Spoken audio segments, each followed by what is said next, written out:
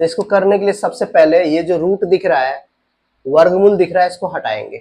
इसका वर्गमूल करने के लिए इसको क्या लिख सकते हो, 2 गुना में 2 गुना में 2 लिख सकते हो, और 2 में से 1 बाहर करो, तो 2 बाहर करोगे तो क्या हो जाएगा, 2 का घात 2 वर्गमूल 2 हो जाएगा। ठीक है, क्योंकि 2 में से 1 निकल जाएगा, 1 वर्गमूल के अंदर रह जाएगा।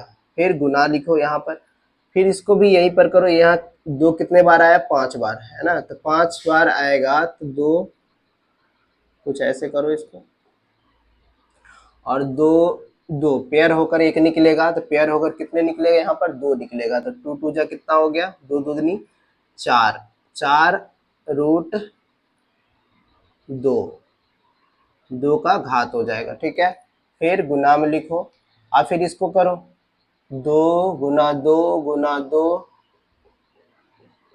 4 9 16, 32 64 दूना 128।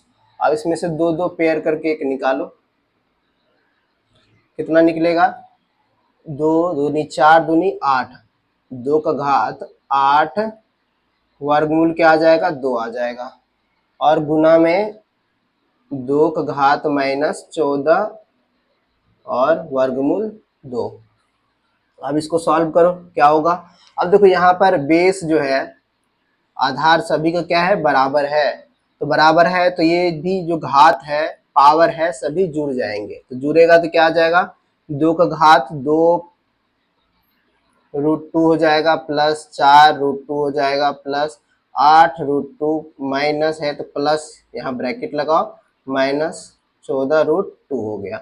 अब इसको सॉल्व करो, देखो यहाँ पर 2, देखो यहाँ पर रूट 2 है, यहाँ भी रूट 2 है, यहाँ भी रूट 2 है, यहाँ भी रूट 2 है, तो सभी का जो ये जो है ना, इसका गुणांक कोफिशिएंट ये जुड़ जाता है।